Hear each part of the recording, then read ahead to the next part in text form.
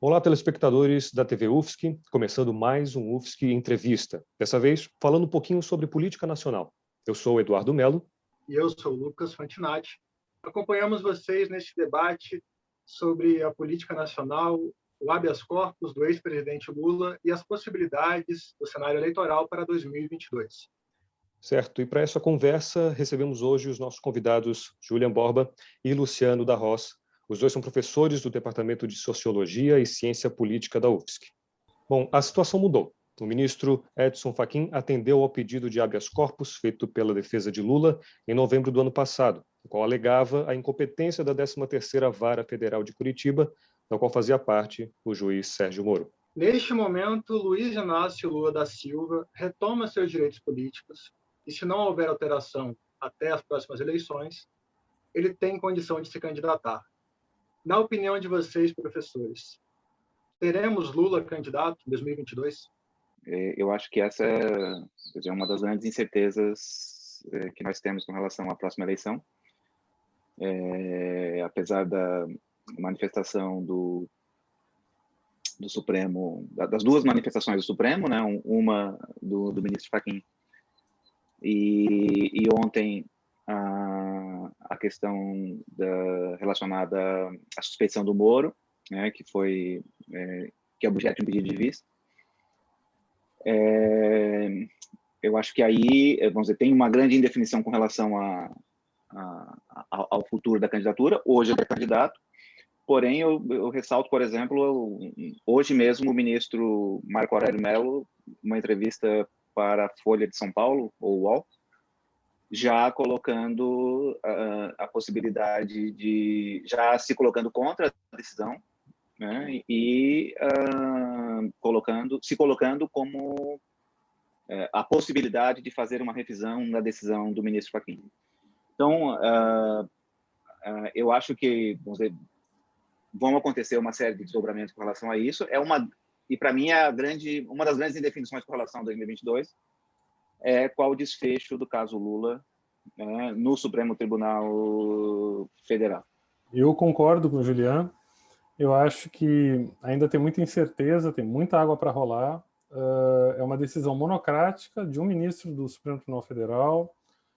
Mesmo que elas se somem outras, a gente conhece bem que o Supremo ele decide e reexamina muitas vezes o mesmo caso repetidas vezes.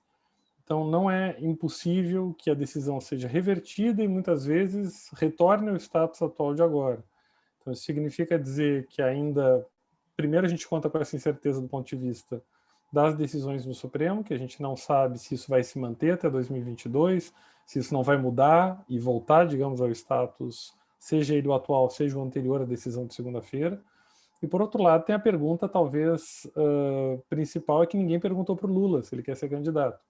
Né? Assim, a gente presume muitas vezes mais do que sabe isso, né? E muitas vezes, inclusive do ponto de vista da estratégia dos partidos de esquerda, poderia ser vantajoso se arquitetar alguma coisa que aliasse, por exemplo, o Lula como um vice de algum outro candidato, exemplo, por exemplo, do que fez a Argentina com a Cristina Kirchner como vice do Alberto Fernandes. Então, uma coisa que nós tivemos nessa última entrevista, no último discurso dele, no dia 10 de março, foi sobre polarizações. Uma pergunta foi feita sobre ele nesse tema. E ele disse que o PT ele sempre chega para polarizar nessas eleições. Então, até o momento, a gente falava em frente ampla para combater, o presidente Bolsonaro. O próprio Guilherme Boulos falou bastante sobre isso. Então, vocês, assim, de novo nesse cenário hipotético, vocês acreditam que o PT vai ser mais uma frente ampla, vai ser mais do que uma frente ampla, ou vem para comandar ações da esquerda e da centro-esquerda? Porque, de certa forma, parece que fica ou de um lado nós temos o PT isolado, ou uma frente ampla com todos os partidos, ou com todo o espectro de esquerda e centro-esquerda.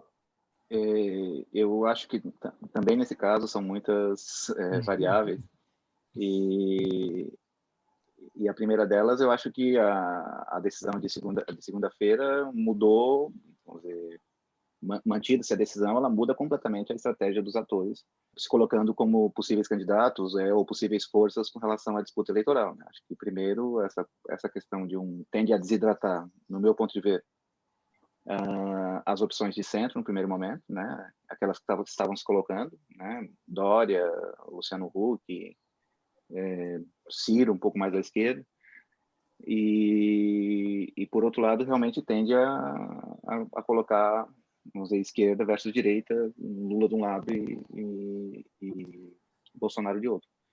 Eu acho, nesse quadro, muito difícil uma composição no primeiro turno, o que poderia ser diferente, vamos dizer, num outro cenário hipotético, né, com a candidatura do Lula. Mesmo assim, eu acho difícil, mas a candidatura do Lula sendo impedida, as possibilidades de uma frente ampla se colocariam mais, estariam mais presentes, por exemplo. Eu concordo. Desidratou muito o centro, ou pelo menos tende, em se mantidas as condições normais, ou atuais, pelo menos, de temperatura e pressão, tende...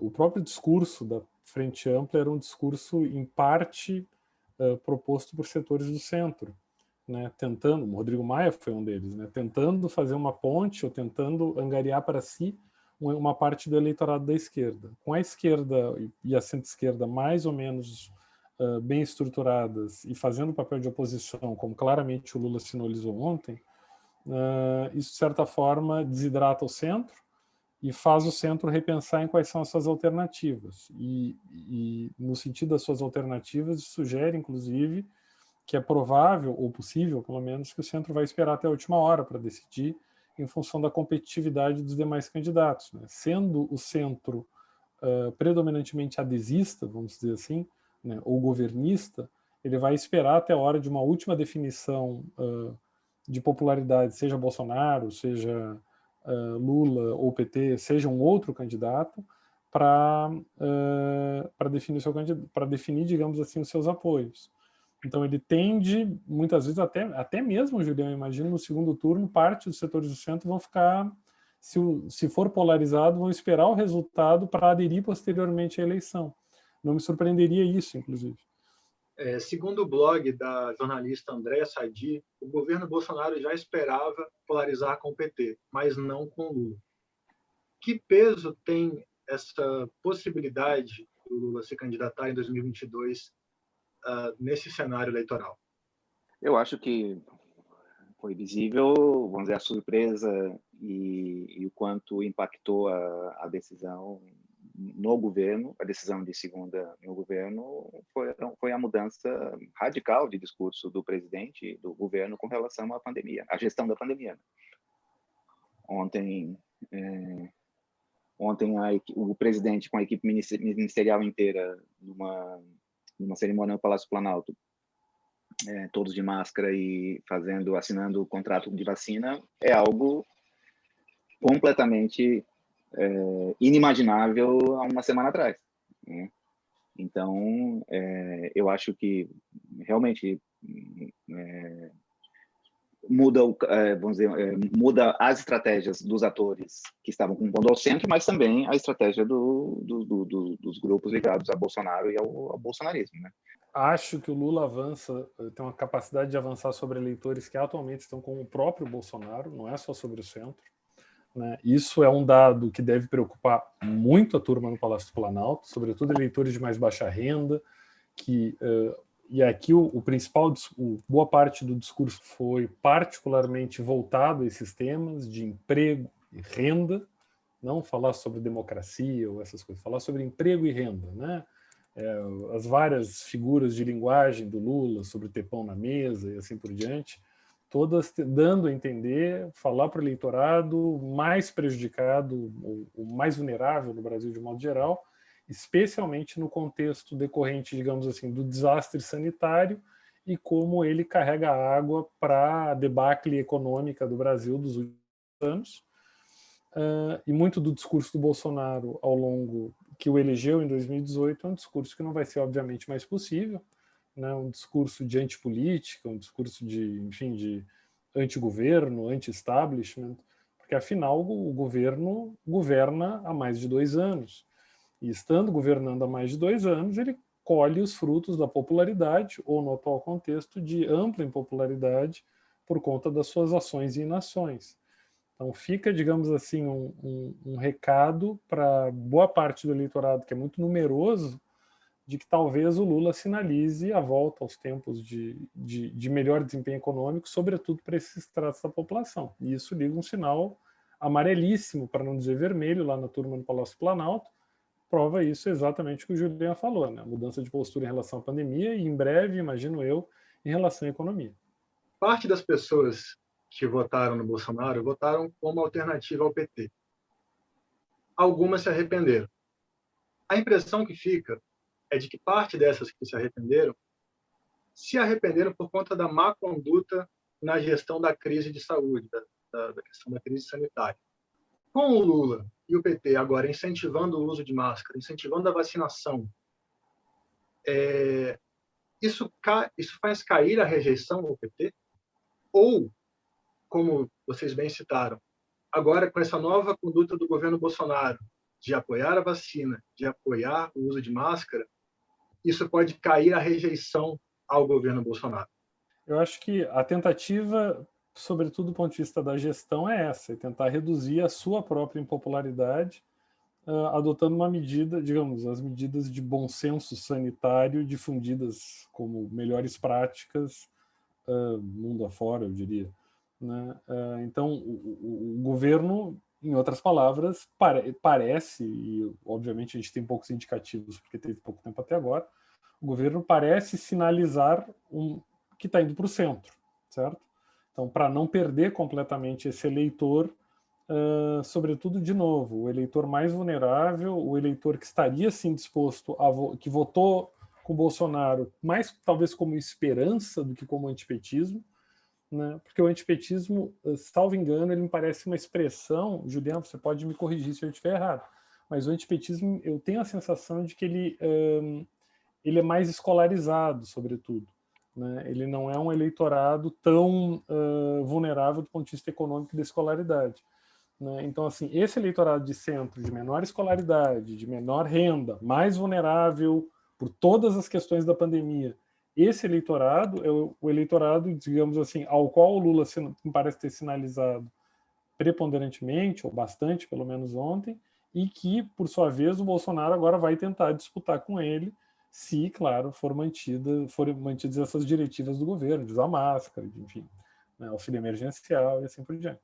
Eu acho que tem duas coisas aí colocadas, né? Ele, ao mesmo tempo que ele tem que, de alguma maneira, mostrar, diante da tragédia que está colocada, né? Mostrar alguma questão em termos de certa responsabilidade na gestão, como, por exemplo, a questão da vacina, né? E eu acho que a frase do filho ontem, né? A nossa arma é a vacina, acho que coloca isso, simbolicamente, essa mudança de discurso. Por outro lado, ele tem que manter a base dos 23, 25% do eleitorado bolsonarista, que continua, vamos dizer, gritando em torno de bandeiras como cloroquina, como foi muito dinheiro para os governos estaduais e municipais então a famosa decisão do Supremo, né, inclusive hoje foi objeto de um bate-boca entre o Gilmar Mendes e o ministro das Relações Exteriores, que continuar dizendo que por causa que o Supremo tirou a autoridade do governo federal de fazer a gestão da pandemia. Então ele vai ter que ficar nessa corda bamba, eu acredito. Não, e olha só, até o professor Luciano comentou que acende uma luz amarela nessas esses vários posicionamentos agora, né, do dia 10 com a coletiva do Lula, mas aí então a gente viu essa mudança de posicionamento, inclusive em questão da pandemia, com máscara, com a vacina na nossa arma, e a gente sabe que logo depois desses discursos, dessas coletivas, logo depois o Bolsonaro deu uma outra entrevista, agora sem máscara, criticando em grande parte os governadores e criticando o lockdown, e também Eduardo Bolsonaro, também criticando o uso da máscara. Na avaliação de vocês acham que o quão isso é sustentável, manter esse eleitorado de Bolsonaro, com agora esses novos posicionamentos mais positivos, em questão da pandemia, em questão da saúde, da auxílio emergencial, mas sabendo que, no fundo, é o governo que continua da mesma forma. Todo governo, em alguma medida, faz isso, né? Nenhum governo é absolutamente linear, né? Todo governo tende a se apoiar em grupos diferentes. A questão, obviamente, que se coloca e que vem se colocando, na realidade, desde cedo para o Bolsonaro, é em que medida o apoio do grupo, digamos, mais fiel e ao mesmo tempo mais mobilizado, ele pode ser desfeito, eventualmente, pelas medidas que o Bolsonaro adota para o público em geral, digamos assim, né?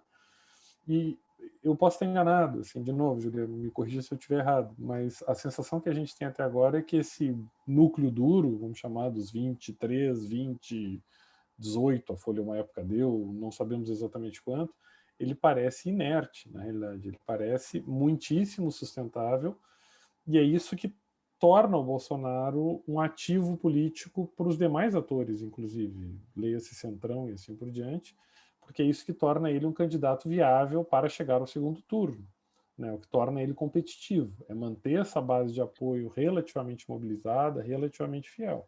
Quase sempre quando aperta, digamos assim, o lado mais público, mais central, digamos assim, mais em direção ao centro, o Bolsonaro faz um movimento em direção a essas suas bases mais fiéis, né? Ao mesmo tempo, o importante aqui um pouco é perceber, eu acho que, dada a configuração da Câmara dos Deputados nesse momento, acho muito menos provável.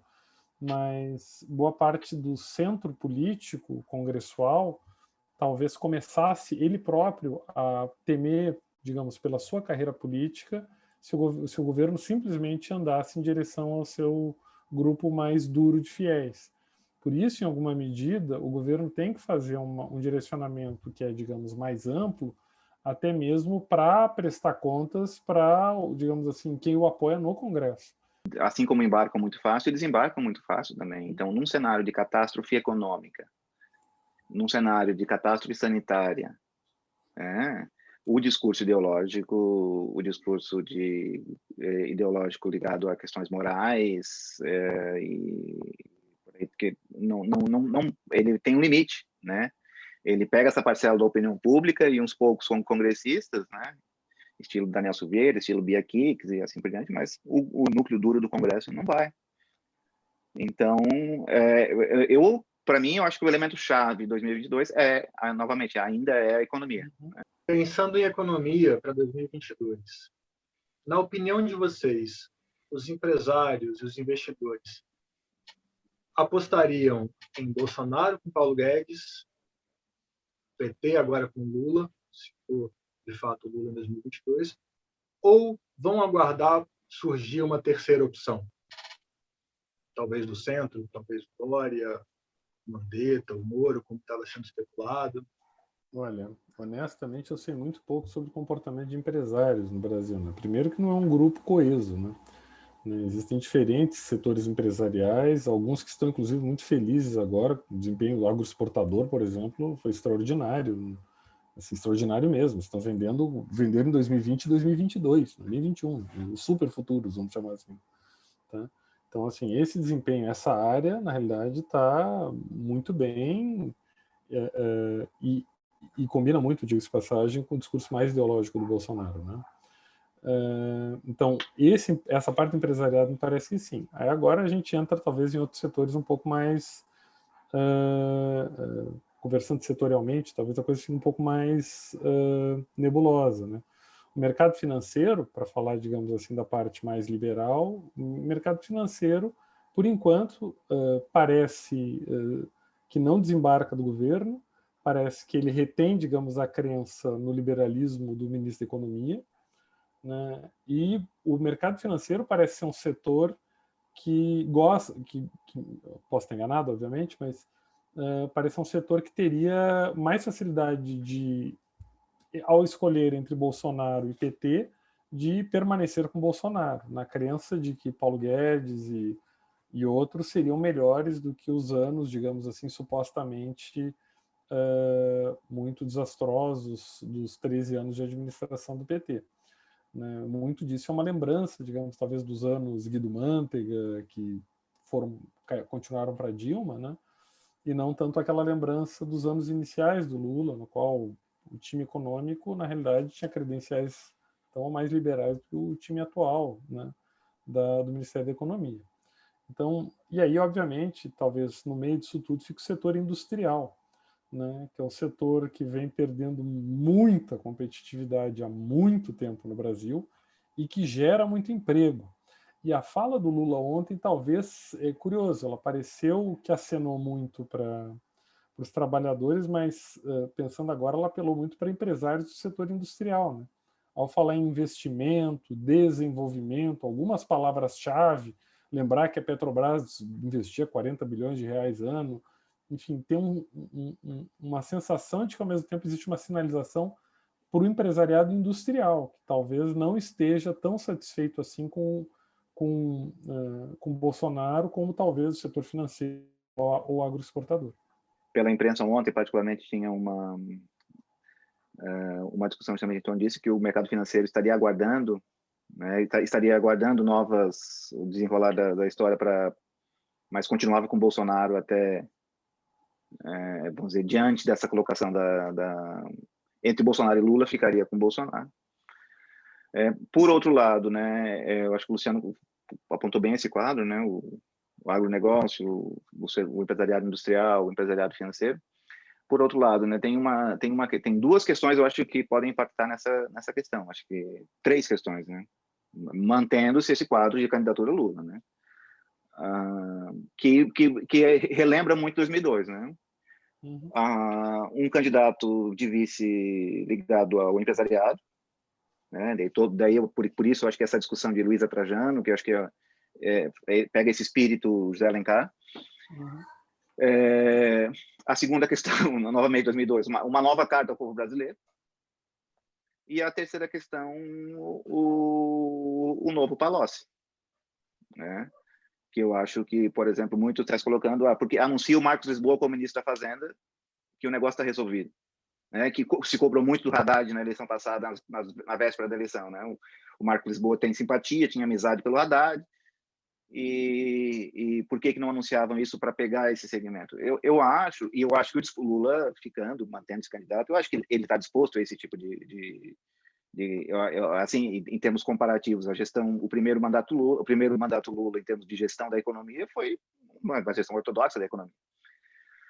Porém, agora, depois de tudo que foi, né, particularmente o final do primeiro mandato, o segundo mandato de Dilma, né, e toda a questão da crise política e econômica que aconteceu, convencer novamente esses setores a recuperar a confiança. Agradeço muito a participação do Julián e do Luciano aqui como convidados desse UFSC Entrevista. Obrigado. Eu que agradeço. Encerramos por aqui mais uma edição do UFSC Entrevista. Obrigado pela audiência e até a próxima.